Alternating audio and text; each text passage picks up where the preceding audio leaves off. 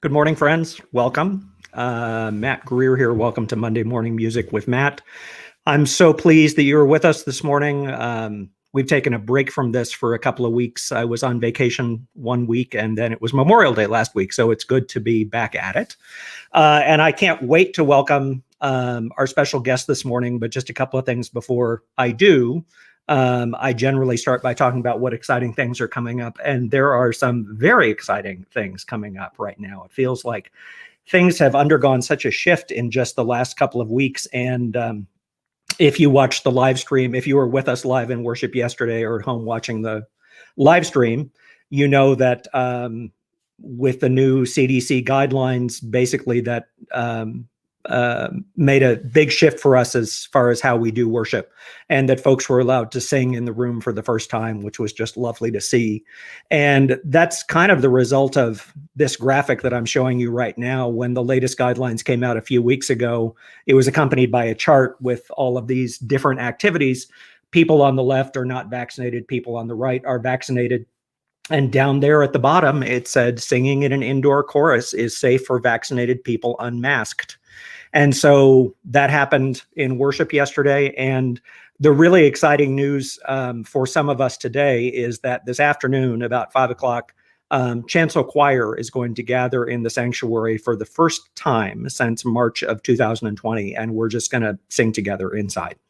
And so we can't wait for that to happen, and that just makes all kinds of wonderful things possible coming up, both in what we do in worship and presenting concerts and everything else. A couple of things coming up that I would mention is this weekend is Jazz Vespers, this Saturday at 5 o'clock. And this will be live streamed, but there's also an opportunity if you would like to come to the service live, you would be more than welcome. And in addition to our usual fantastic musicians, we're going to have a special guest, Christine Fossen, trumpeter, who was I just had on Monday Morning Music with Matt a few weeks ago, is going to be performing in Jazz Vespers this Saturday. And then in just a couple of weeks, we are going to have another concert on the St. John's Bach Project. And I'm really looking forward to this one. This is Saturday, June 26th at 5 o'clock Mountain Time. Amy Greer is going to be playing some wonderful solo keyboard works. And then we're going to have a performance of one of the great cantatas, Cantata 140, Wachet auf, with those soloists you see pictured, Ingela Onstad, Michael Hicks, and Fred Graham. And also an ensemble of 12 fantastic singers and an instrumental ensemble of some wonderful instrumentalists. And I get to conduct that, and I am so excited. So that is also going to be available both live stream and through live participation. So we hope you'll look forward to that and keep looking for more events as we are starting to plan out finally what is possible for presenting music again at St. John's. By way of introduction to my guest this morning, I'm going to play a special video, which probably many of you have already seen. But about 6 years ago, Chancel Choir was involved in a festival at Kennedy Center in Washington, D.C., and several of us traveled there, participated in a fantastic concert around the anniversary of Charles Wesley. And this was a concert with massed choirs from churches all over and a wonderful professional orchestra. And then there was this amazing soprano soloist who sang on the concert as well, whose name was Adrienne Danrich, whom I'd never met nor heard of. But she was in DC performing that concert from her home in New York City. And everybody, at least from St. John's, was absolutely just blown away by her, not only by her talent and her voice, but by how well she communicated the music. And so I sidled up to her, I think at intermission, and introduced myself and said, do you ever consider working in New Mexico, or have you worked in New Mexico? And she said, actually, I would love to come sing in New Mexico because my husband is from New Mexico. So we started up a friendship, and Adrienne has been here on our Music at St. John's series twice. And she's just one of those people that I will think up every opportunity I can to get to make music with. And last year when we were in lockdown, and one of the things that the Chancel Choir was doing was virtual choir projects, I thought of a piece that we knew that I thought would be fantastic to have Adrienne do with us if she was willing, and thankfully she was willing. And this is the result of that. This is a video that was released last June. of composer Ben Cornelis, Let Us Not Become Weary. This features members of our chancel choir and my guest this morning, soloist Adrienne Danrich. Hope you enjoy it.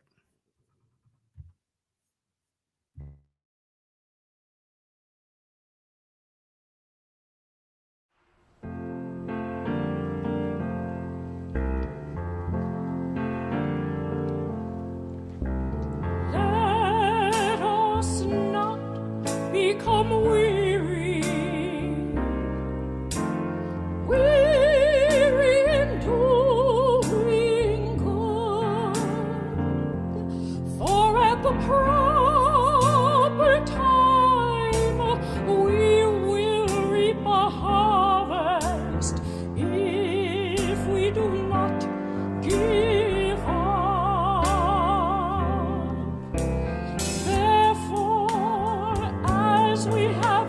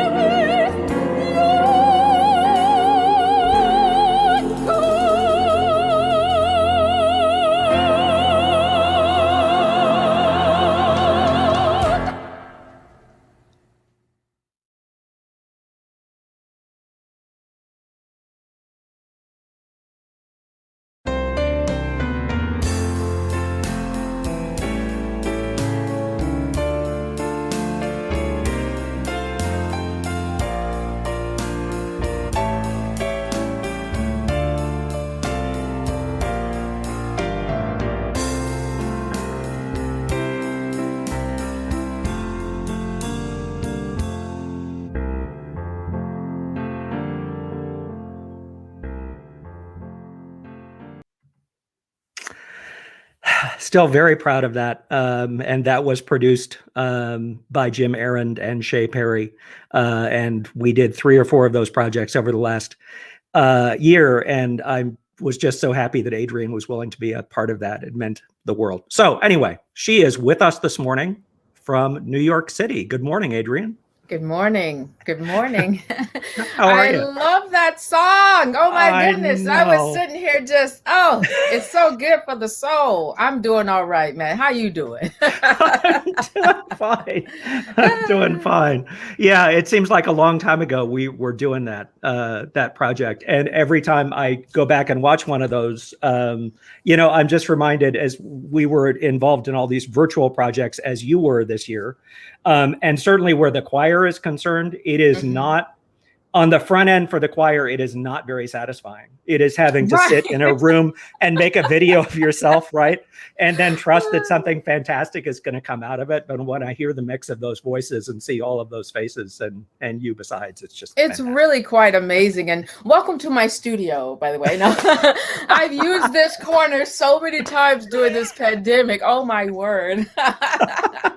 Yes. Yeah, well, it seems like we're coming out of it. I know that you have been involved in all kinds of things during the course of the last year.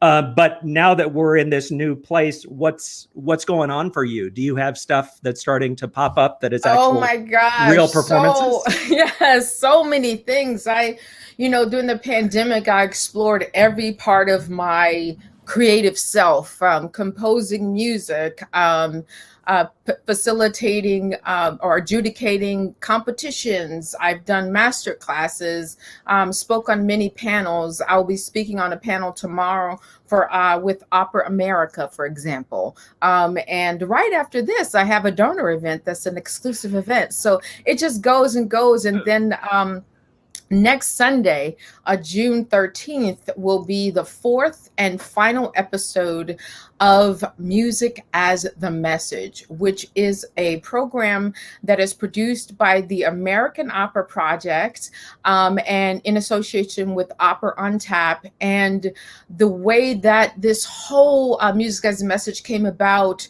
was a need, especially at the beginning of the pandemic, to have a place to create community even in our isolation. It's like the rug got ripped out from so many of us. And it was the murder of George Floyd that caused me to really want to embrace the world with a big music hug, because the world, we were here watching everything in our homes and no way of getting away from it, right? The American Opera Project offered me a platform to hold a vigil. And it was called Hold On, a vigil for broken spirits. And the very next day, I called them and I said, we need to keep this up throughout the pandemic. And thankfully, we're going to be doing it next year as well. So post-pandemic. So we're exploring some options of maybe a hybrid kind of thing. We'll see about that. Well, that's this coming Sunday. And then 3 days later, I'll be driving to Delaware to sing for their al fresco performances. And then 2 days after that, I go to Baltimore to sing there. It's just a lot. If I keep talking, they'd be like, okay, girl, we get it. You working. Get over yourself. But there are other things on the horizon as well.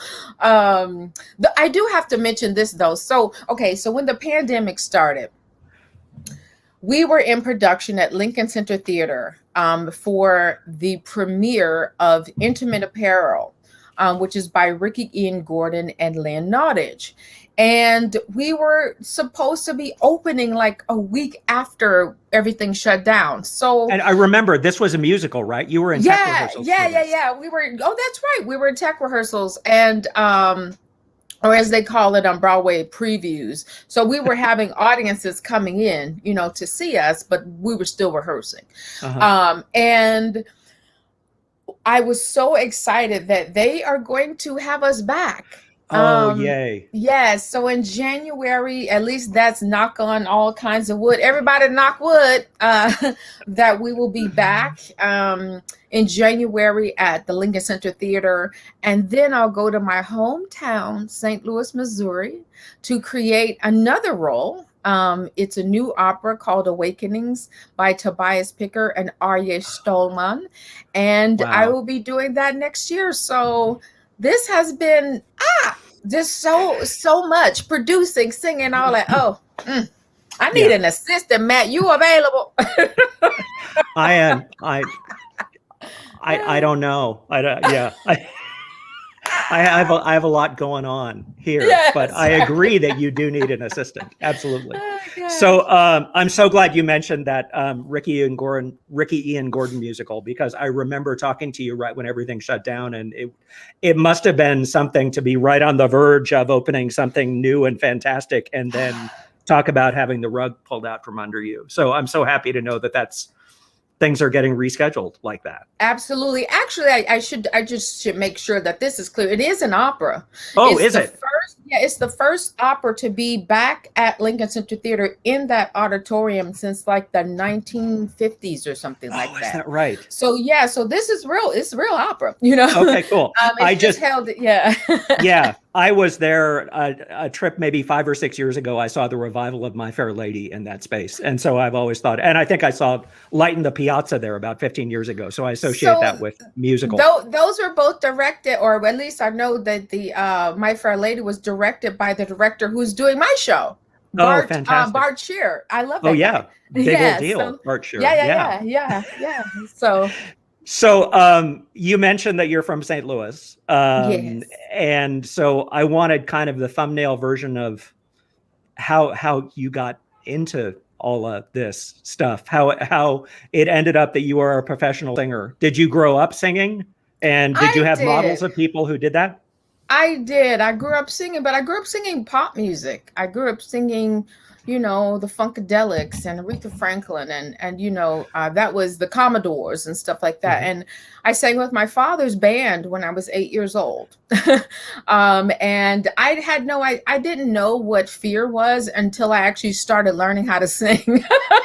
Like start taking voice lessons, and I finally was like, oh, this is kind of hard. But before that, I just sang with my heart. And then I got accepted into the Performing Arts High School, and that is where I learned all about classical music. And it wasn't until I went to Tanglewood. I was a junior in high school. I went to Tanglewood. Wow. For their high school program for 8 weeks. Oh my God.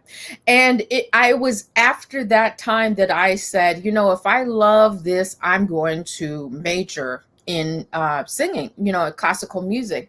And that summer at Tanglewood was Leonard Bernstein's 70th birthday. So I actually was on TV with Leonard Bernstein conducting the Chichester Psalms, and Michael Tilson Thomas and Lauren Bacall and all of these fantastic. Bobby McFerrin was there. I got to meet Barbara Hendricks.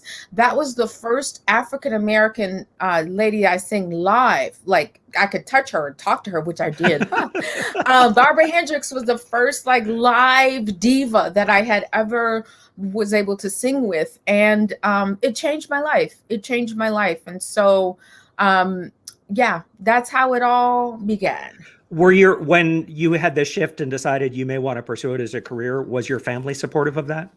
You're so funny. No.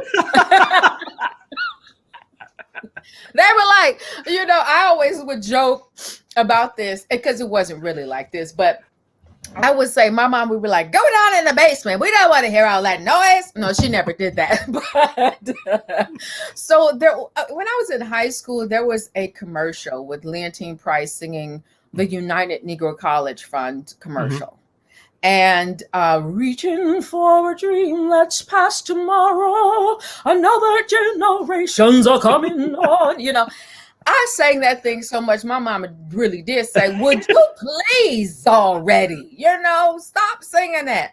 But they came around because it was my passion. It was something that I really enjoyed doing. And I also joked to say, well, when I started winning competitions, I was like, that's my baby. Yeah. No, but they came around, and I Mhm. have since then my family has been super duper supportive. I don't know what I would have done without my village. Yeah. And I'm talking about my family that I was born with blood, and also the family that chose me and I chose them. So I have a great support system right now, and I'm just ever grateful for all the wonderful opportunities. And you know what? I've been bringing my people right on along with me. You know, on my program, Music as the Message, uh, it was very important to me that it wasn't just the Adrienne Danrich show.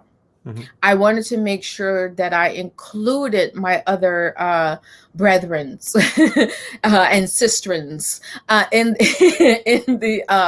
in the production of Music as a Message, and then also commissioning composers for every single Mhm. episode to write something. You know, that's not really done very often when you have programs. So this is a unique time for me to, yeah, bring my family along, and they participate in all the donor events and all that kind of stuff. So I'm really, really blessed. I am. One of the things that I've always admired about you is that you are, I don't know, I think for a lot of singers, singers can put themselves in a box as just being singers rather than something larger and more creative than just being a singer. And I think that a lot of singers also are kind of waiting around to be hired for things. And from the first time we met, I was just so impressed by all kinds of projects that you have created on your own, and the fact that you are a composer as well. And that's intimidating to me because I have never felt like I could. No, seriously, I've never felt What? like I could do that, other than in music theory having to do little things. Well, Uh, you wrote the little tag on when I came there to do this little light of mine. Come on, you got the same. You can rock it out. The thing about it is, for me, there are a couple of things. So I always joke and say, well, if there isn't a door, I go to Home Depot, I get the glue, the wood and the nails, and I make my own door. But in all honesty, is really because I have a lot of different passions. And mhm. instead of a box, I think of a circle, right? The Mm. circle, you can keep pushing it out, and making it bigger. And so my brain never stops. I'm just always thinking of other things to do and how to do them. And I'm grateful that I have people who I say, oh, I have an idea, and they help me Uh-huh. realize it.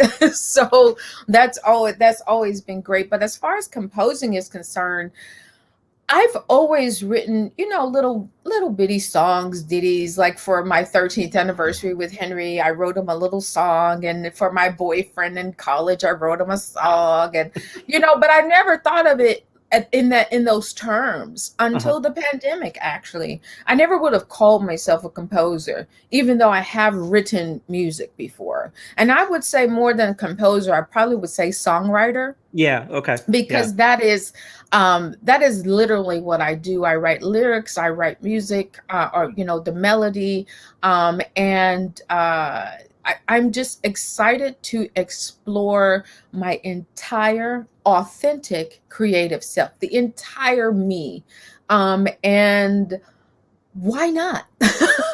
And why not? I was told by my music, my voice teacher, opera is your love, but make sure you keep your heart open for other things. Mhm. And I have surely done that, in this crazy business we have right now. Well, I want to play an example of a piece that you wrote. This is Breathe. Tell us about this piece and about this performance. Well, I wrote Breathe shortly after George Floyd was murdered, because I had no idea how to channel the helplessness and rage and anger that I felt. And it woke me up at 4 a.m. in the morning. And I went and I took my phone and I went into the kitchen so I wouldn't awaken my husband, and I just sang into my phone. The words and the melody came all at once. And so I laid back down and I was like, I got back up and finished the whole entire song. Breathe is dedicated to all Black lives that we have lost due to systemic racism, violence, and fear. Okay, let's hear it. This is Adrienne singing a song that she wrote called Breathe.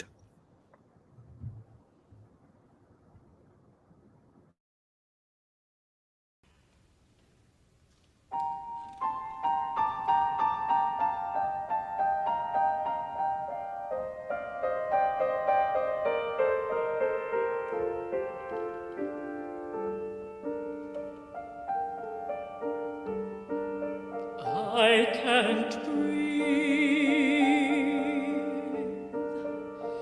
I'm being smothered by your hatred.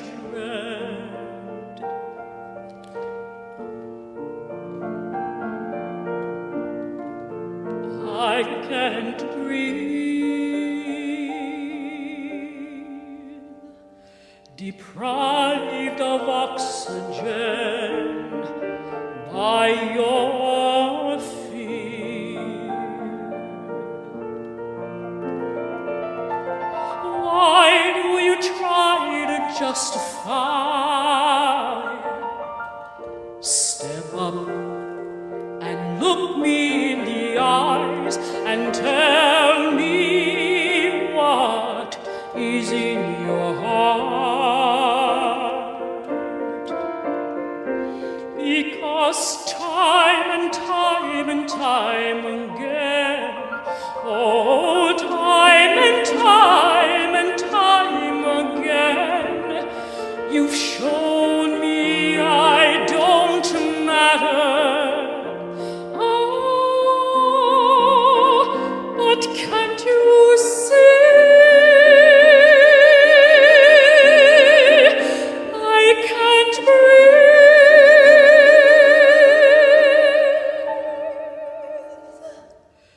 You're killing me.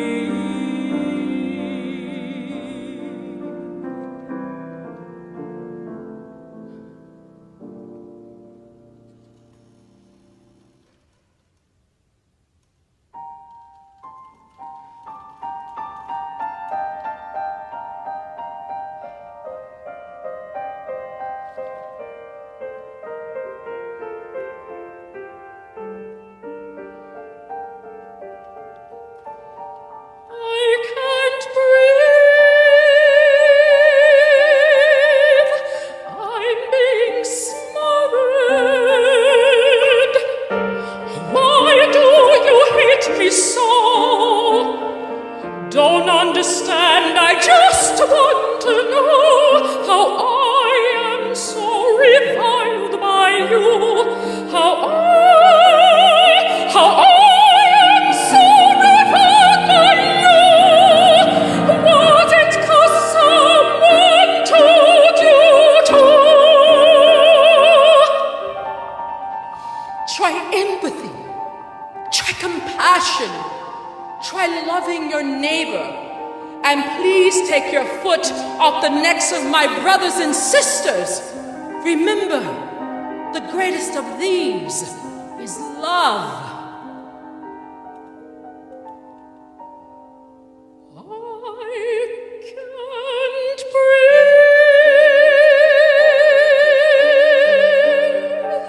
I'm being smothered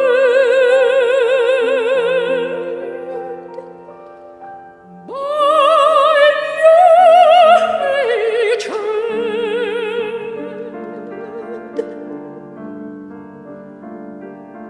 I can't breathe.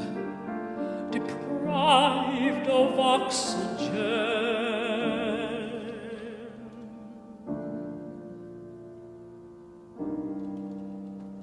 by your feet.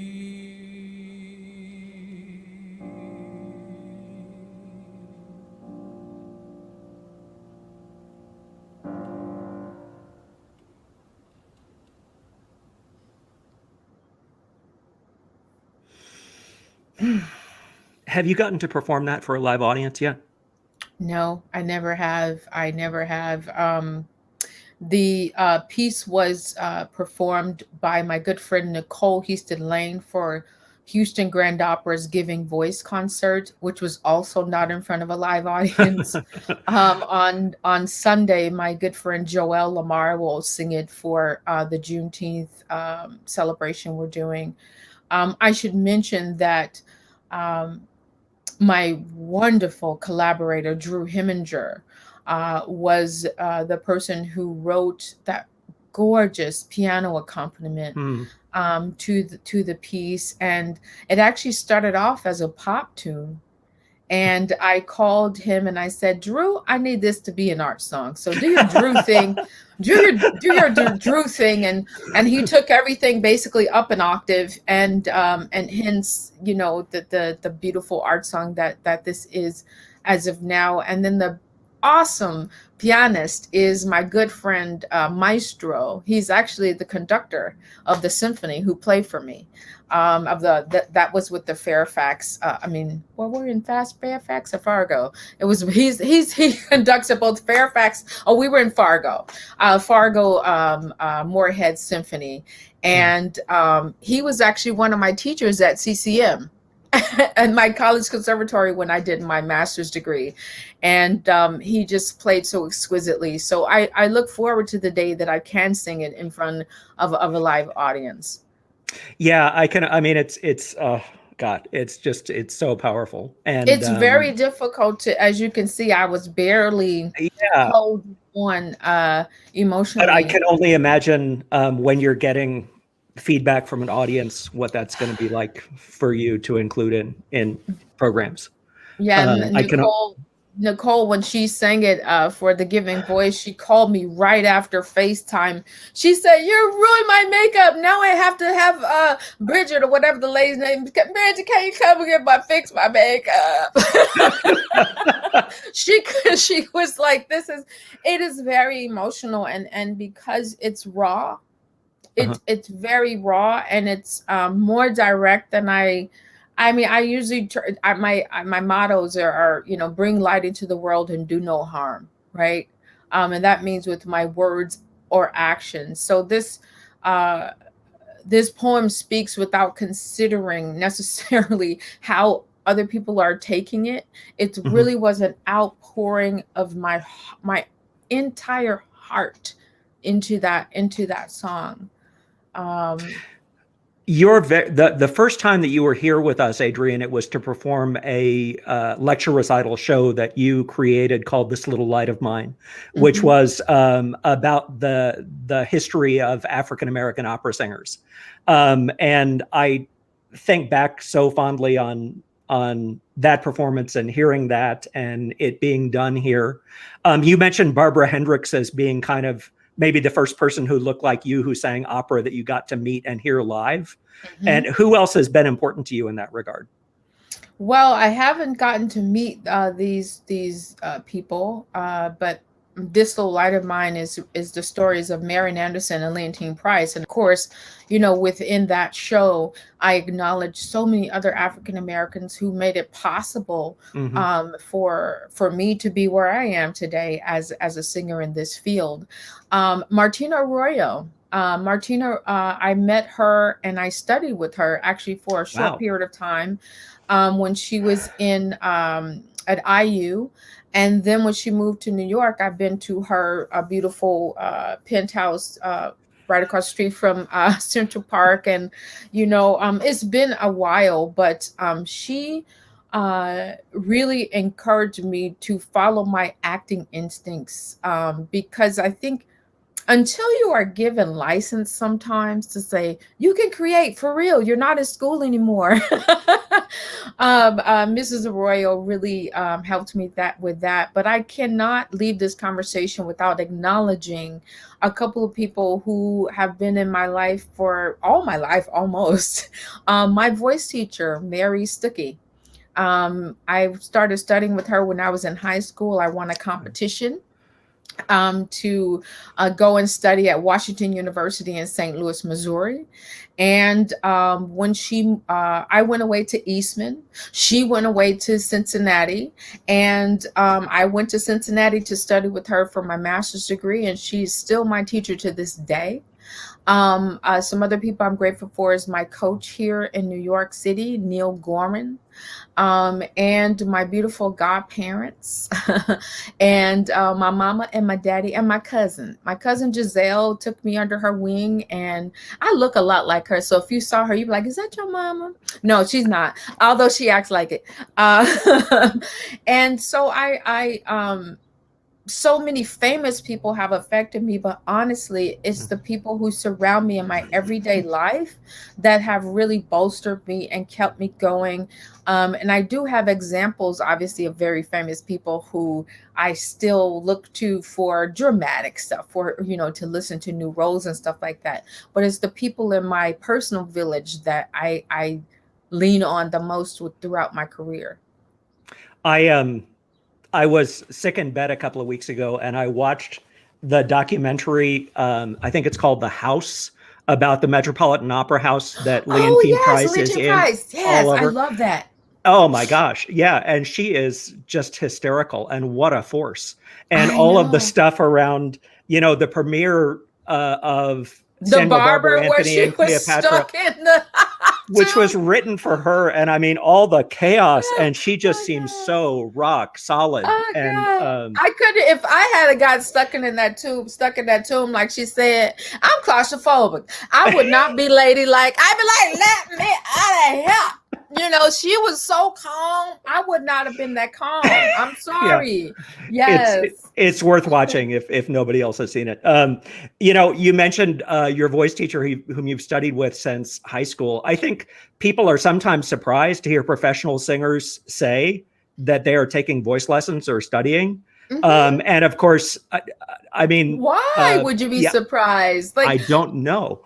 But it strikes me that if this woman who's been so important to you has known you and your voice since you were in high school through all of these periods of your career, that must be really something to still have that relationship. It is. And she's been working with me in this pandemic because I've been singing all types of genres throughout this whole time. Well, throughout my whole life, but specifically in the pandemic, because music as a message is multi-genre.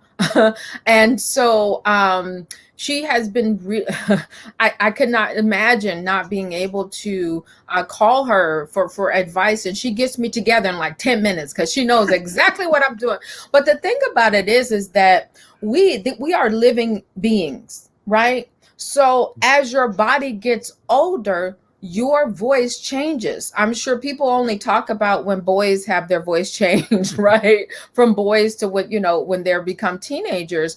However, our voices change. And I call some of these little phases the ugly duckling phase, because stuff that you're able to do like just a week ago, like what? So your voice is like, I'm sorry, we're just gonna, get bigger. Okay, now you have to deal with it. So you have to sort of keep going back to the ABCs. And I'd like to think of it as a doctor. Doctors don't operate on themselves for a reason. And I have good ears. In my personal practice, I record myself singing, but there's nothing, and I listen to myself as if I'm giving someone else critique.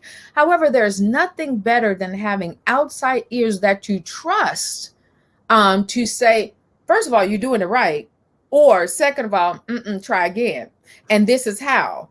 And I just had a coaching with Neil the other day, and I was rocking and rolling. And all he did, he had a couple little tweaks here and tweaks there. And it went from like an A- to an A+. You know what I mean? So I think that it's, I don't strive for perfection, right? I do strive for excellence, however. I'm going to try to be as excellent I can be in that moment at that time. I have another video that I want to play as I was stalking you on YouTube a little bit the last couple of days. I found something I hadn't seen before, which is you and another singer singing Bridge Over Troubled Water. Tell me about this. Katie Dunn McGrath and I formed the Gratitude Project because we felt like we, again, wanted to bring light into the world. A little bit about Katie.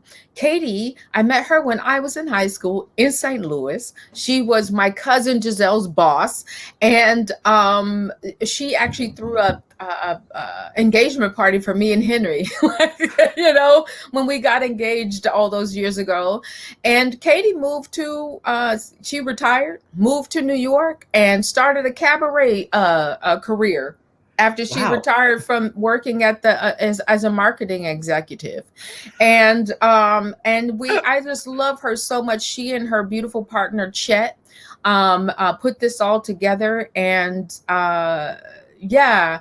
Be the bridge is what we're trying to encourage people to do. You be the bridge, you be the light.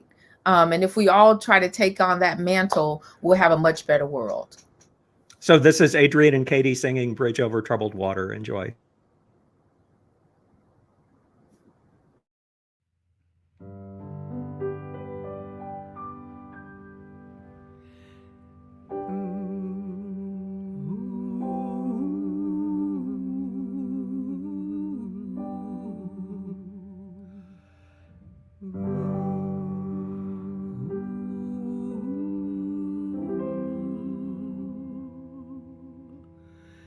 When you are weary, Feeling small,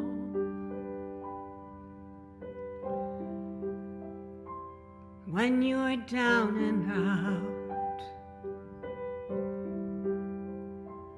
feeling small,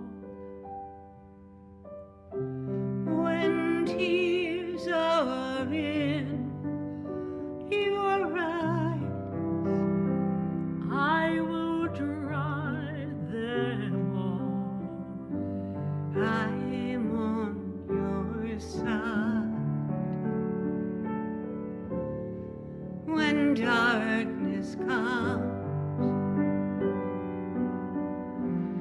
And friends just can't be found, like a bridge over troubled water, I will lay me down.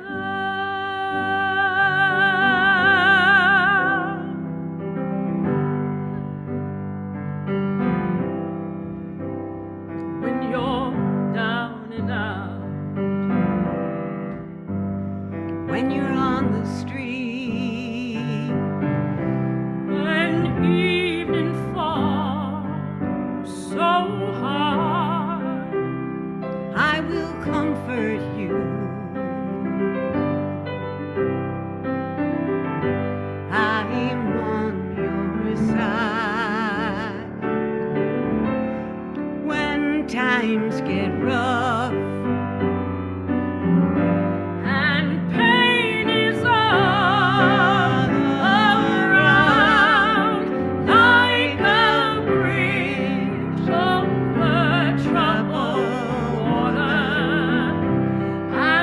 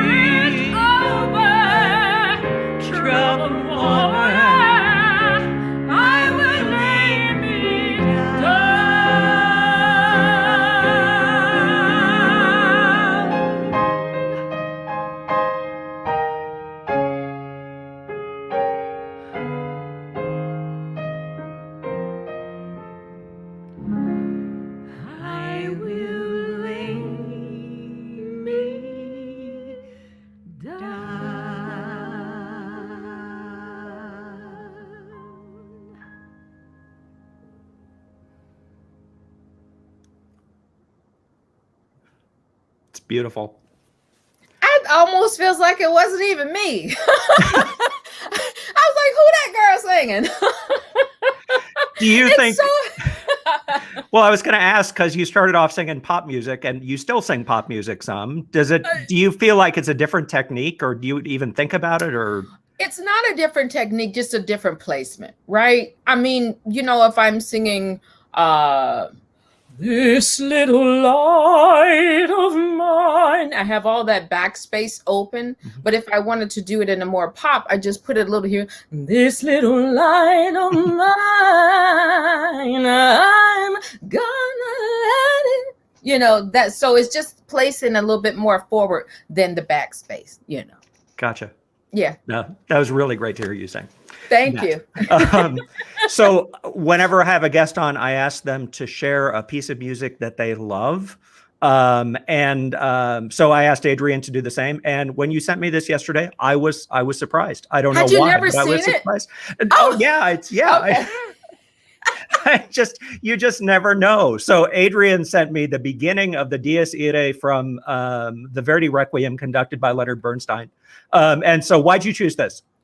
One of the first experiences that I had with Leonard Bernstein was him conducting the Chichester Psalms. So I really fell in love with him. And when I was at Eastman, we sang under Donald Newen, who was an acolyte, I don't know how you say that, of Robert Shaw. Right. And I remember standing by the timpanis, boom, boom, boom. And that was the first visceral experience that I had singing that kind of music. And this is on my workout tape. This is, I'm like, doom, doom, doom, doom. Yes. So this is my jam. Okay. That's fantastic. I love it. And I was just thinking in the last week, I don't know why, I was thinking, I wonder if I'll ever get to conduct the Verdi Requiem. And then I was watching this day because I just love it so much. And I thought, if I never get to conduct it, at the very least, I want to play the bass drum. And you'll see why. This is the beginning of the Dies Irae from the Verdi Requiem.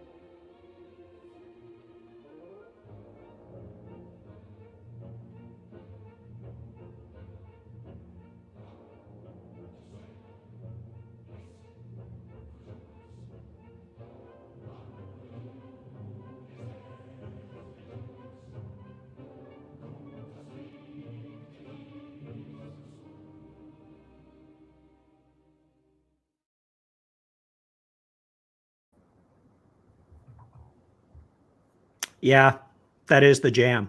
Listen, I was sitting here like, get it, Lenny. Oh, I love that. When I was in grad school, I got to sing in the chorus of that at Symphony Hall in Boston. And I remember, this is one of the things I was just thinking about is, the very beginning of the piece is like this descending triad in cellos, and then the chorus comes in, Requiem. And you heard that chorus doing some of that really soft, spooky stuff. And I remember my conducting professor, Ann Howard Jones, who was conducting the performance, experimenting for days, saying, okay, a third of the chorus sing Requiem on pitch, a third of you speak it, and a third of you stage whisper to get just the right Requiem. Absolutely. You have to have it though, because it is spooky, you know. P.S. If you do the Verdi Requiem, you have a soprano right here. Getting your bed in early. Have you gotten to do that? Have you sung that? I have. I've sung it twice so far, and I just had to turn down another one because it conflicted with St. Louis. And it was that is straight up Verdi opera. I mean, is that a challenge? It seems like that's really challenging. The soprano in my mind is really challenging. The only part that's real, I wouldn't say challenging, but like a little fearful is the Requiem, and to make sure you are in tune, because if you're not, it's going to be really exposed the next time the orchestra comes in. So that's the only little trepidatious little part. But singers have, that whole muscle memory thing. So you can remember how it feels. So I don't try to think about the pitch. I try to think about how it feels. And that helps me sort of to stay in tune, or at least hopefully stay. All right. Well, we're going to do that together someday, Adrienne Danrich. I hope so. Oh my goodness. As we're having to wind up, let me just remind folks of the event that Adrienne's been talking about this Sunday. And there's a web address there for you that will take you right to it this Sunday at 2:00 Mountain Time, 4:00 Eastern. And that's something that anybody can join in on, right? Yes, it's free, but you need to register. So if you go to aopopera.org, music as the message, you should be able to register, and they'll send you an Eventbrite and a Zoom link. It's an interactive thing. So this episode is called Sing Together Children. So we're going to be singing some hymns together. We're going to be singing some songs together. We're going to be some poems, and crossing my fingers that we'll have the poet laureate from Ohio come and speak. So I hope that can happen. He's an older gentleman, so I just I don't want to say his name now, but hopefully that he will be able to join us. That will be a very special guest. And then my 89-year-old godmother, I interviewed her, and we're going to feature a video of her at the very beginning, because why not tell history with someone who's lived so much history? And so that will be interesting as well for folks. Very cool. Very cool. Well, let me just say in front of, in public, let's talk about the next time that you're going to come to Albuquerque and sing with us. Okay. And let's set a goal of sometime in the next year, shall we? I would love to do that. And a perfect time would be, just kidding, I don't know my schedule, but I don't know what my schedule is. However, just so you know, we might be able, Henry's coming to Santa Fe, and I might be able to join him, but it just depends on one little work thing. So I might be seeing you sooner rather than later. Okay, maybe that's not awesome. To sing, but I'll be, okay. Be there. Well, we'll see if we could put you to work if you were in town. There'd be no reason not to. And yeah, this is weird. Adrienne's husband, Henry, just started taking piano lessons with my wife, Amy. They had their first lesson, I think on Friday. I was hearing from the room. And when Henry approached Amy about taking lessons with her, I said, so does that mean they're going to be flying you out to New York once a week? Because that's great. Maybe that'll happen at some point. But right now it's virtual. So wonderful. If you get to come to New Mexico, man, that would make me happy. It would make me happy too. Thank you so much for doing this morning, Adrienne. It was a real treat to have you. And I'll look forward to seeing you the next time. Thank you so much for having me, Matt. Bye-bye now. Bye for now. Thanks for joining us, folks. A reminder that this Saturday at 5:00, Jazz Vespers featuring Christine Fossen. You can watch it online, or actually you can come and experience it in the room. We would love to see you here for that. Thanks very much. We'll see you soon. Bye.